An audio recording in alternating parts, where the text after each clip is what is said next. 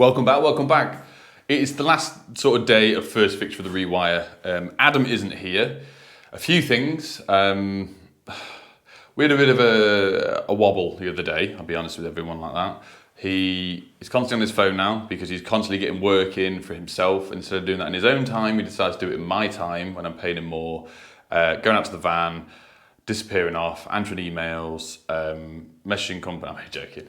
He's away. He's off to uni like today to pick up loads of stuff. So he's had the Friday off to go and do that video. That's to go and enjoy his channel. I got you there for a second. I know I did.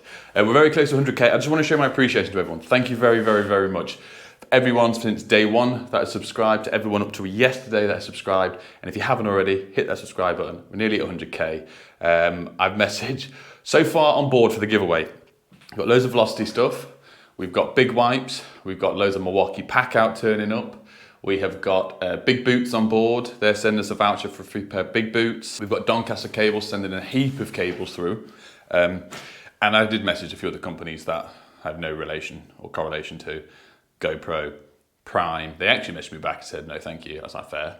Brewdog, Ford. Yeah, but they didn't reply, so that's fine. But yeah, loads and loads of stuff. I'm not going to do one massive giveaway. I'm going to separate it out into bundles. So I'm going to try and do 5 winners for when I hit 100K. It's going to be really cool. I'm going to open it all up, show it you all in the unit. We'll do a video on it itself. But when I hit 100K, if I'm at the trajectory I'm at right now, which is really good, I'm thinking I might hit it beginning/middle of December. And then I can celebrate with my family and my friends and all of you guys. And to my YouTube members as well, I did say that I will have a couple of drinks and a bit of a party in my unit as and when that happens. So keep your eyes out for that. But I'll run you around this. So this is the concrete Rewire part 2 video. I tried to get more footage from day one, but it was difficult because we had a billion things to do. So what it is, this is concrete prefab building, but it's actually a brickwork walls around. So the customer, because it's a concrete ceiling and concrete floor, the customer has dropped the ceiling down as a stud-work frame, which you can see isn't around. So what we did, we used the spit nail gun, which is there. And if I haven't recommended this enough to everybody, I saw people use them a couple of years ago. I thought, oh. And they actually, company reached out to me and offered me one way back and when, and I was just too busy to reply to the email and it got lost in translation. That's what it was. But then ITS sent me one, what was it, a year back, 6 months back or whatever. And I was like, oh yeah, it's cool, yeah. No, I wanted it fixing back boxes. But it's been a lifesaver here.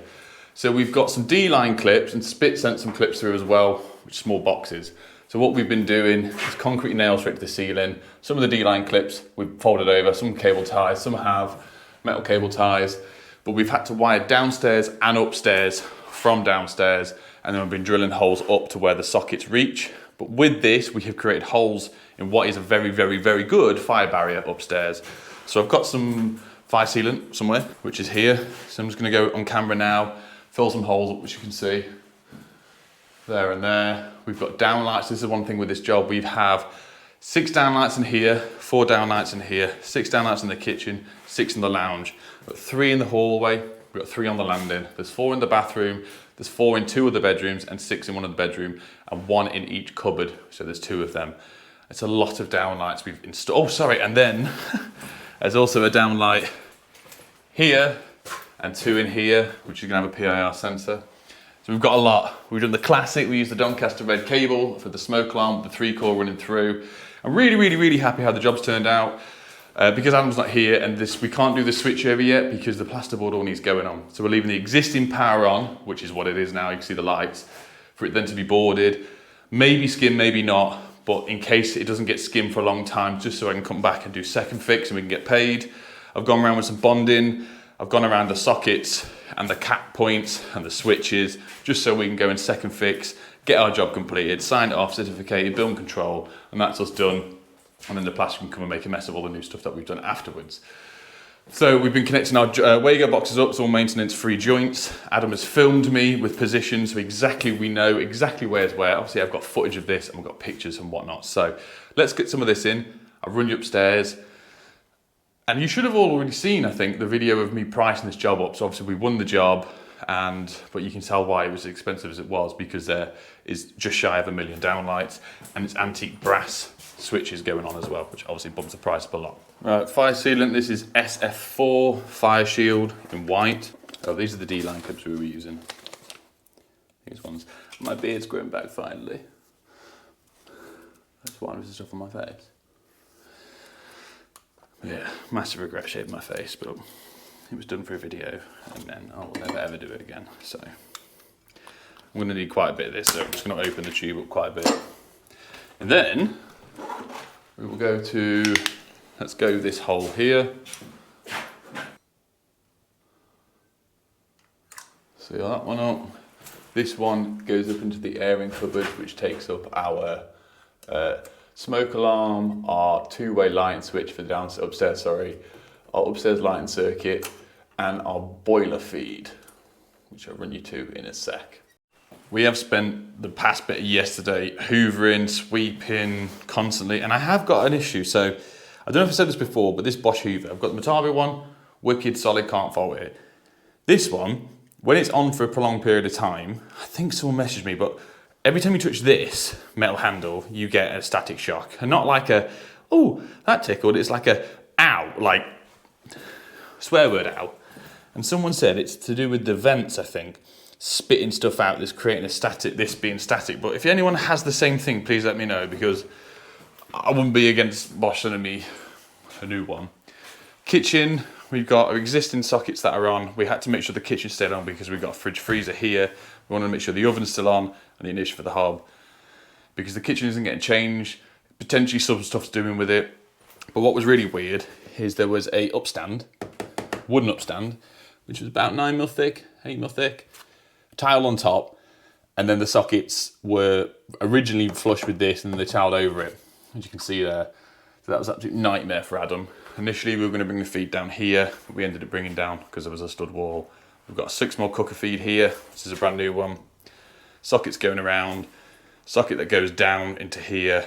We got the extractor one. We've also got another one here for an outside socket, I think it is. We've got undercupboard lighting feed, newly put in off a double switch over here, which is going to have LED tape running across and across. So we've got some 12-volt cable in and ready for that to go on.